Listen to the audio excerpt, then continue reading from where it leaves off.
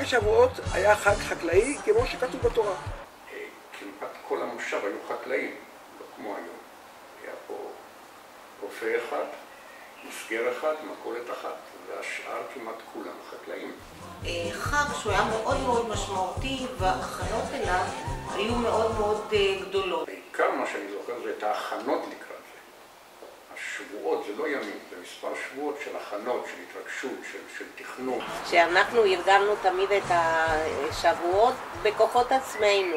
באותה תקופה עבדתי כמורה להתעמלות, ולקחתי על עצמי את ארגון העסק הזה. עכשיו התחרויות כללו תחרויות שהן קשורות לדברים חקלאיים, ותחרויות שקשורות לדברים עיתוליים.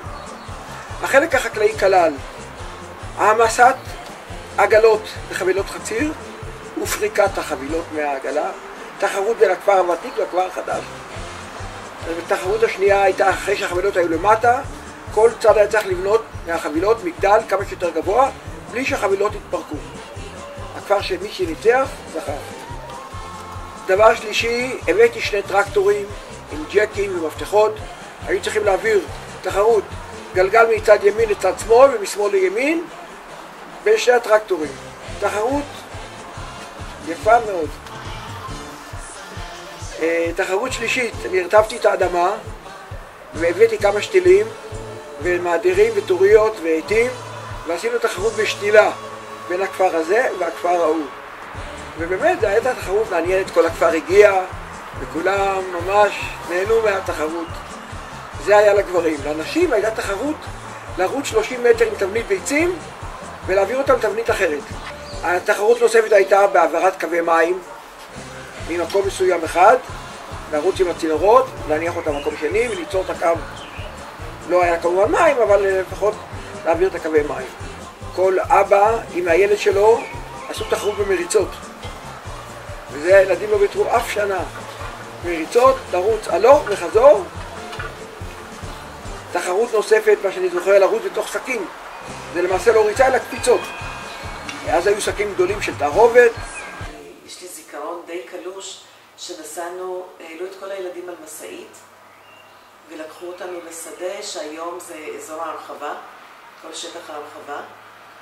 לקחו אותנו בסיבוב על מסעית בשדות. על המסעית הזאת אנחנו היינו הילדים עם זרים על הראש, והיו כלובים עם עגלים ועגלות שרק נולדו. שכל הטרקטורים עם העגלות, עם פלטפורמות, עם כל מיני כלים, התאספו על יד המשרד. הם היו מקושטים עם ירק ועם פרחים, והילדים עלו עליהם, ישבו על העגלות, וככה באו בשיירה מהמשרד עד לצד של הבריכה שלנו. של מצגת של השרשת איחורי ציפורן ומערכת התזה שהוזנה ממיכל מים ובלון צלילה שנתן את הלחץ, היה די מרשים. וזמן מסוים אחרי כן, כמה שנים אחרי כן, כשגידלנו דגים בגן השומרון, והייתה עגלה עם מיכל דגים עם דופן שקופה נדמה לי, שזה נראה כמו אקווריום ואפשר היה לראות אותו. אני זוכרת את השנה שהייתה קבוצה של בנות צעירות שהכינו ריקוד, ואם אני לא טועה זה נעמי הכינה את הריקודים של הבנות, ולא היה לנו תלבושת. באותה שנה אני החלפתי וילונות בבית, ואז היה מצוין. לקחנו את הבד של הוילונות, שזה היה בד ככה טוב לזה. מרים פיז'ק לקחה לעצמה לתפור את החצאיות האלה. כן, תפרנו, קישטנו עם סרטים, וזה היה נהדר. עוד אני זוכרת שהיינו צריכים להיות לבושים בבגדים לבנים, ולא הייתה לי חצאית לבנה. אז אמא שלי ישבה לילה שלם ותפרה לי חצאית לבנה עם כפלים. היה לי ספר, מה אספר לילד. בספר הזה יש הרבה שירים קטנים, והרבה מאוד מהם הם נוגעים לחקלאות מצד אחד או מצד אחר. למשל, הדבר הזה שזה המקור דפל דפיקה, אם האפרוח נדבקה מן הביצה, צבהב ורח נוצה. זה מתאים, נכון? וזה כתוב לי שגל קציר, הוא קרא את זה.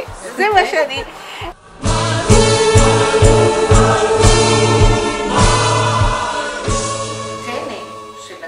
זה לא היה דבר שהיינו הולכים, היו קונים, אלא כל אחד, מה שהיה לו בשדה, בעצם הביא ומילא את הטנא שלו.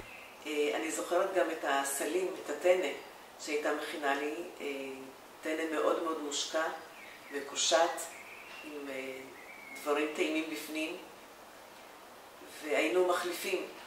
היינו מביאים לגן, כל הילדים היו מביאים לגן, כל אחד את הטנא שלו, ומקבל טנא אחר. וכולנו בקבוצה שלנו היו שהולכים. עמדנו בתחנת האוטובוס בעצם שהיום גם ליד מול הבריכה, בחניה של הבריכה.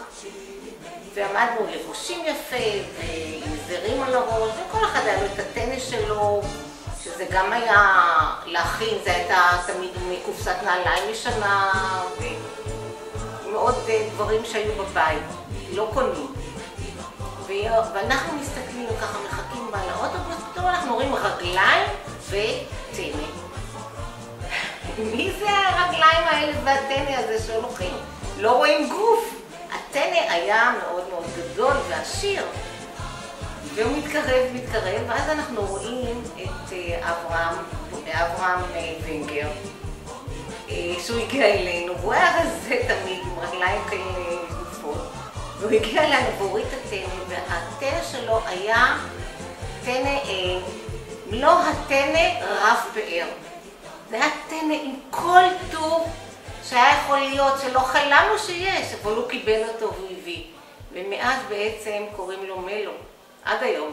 מלו, הוא כל כך אהב את זה שהוא בעצם המציא לזה גם שיר, ואנחנו הצטרפנו אליו, אז השיר הולך ככה. מלו הטנא, מלו הטנא.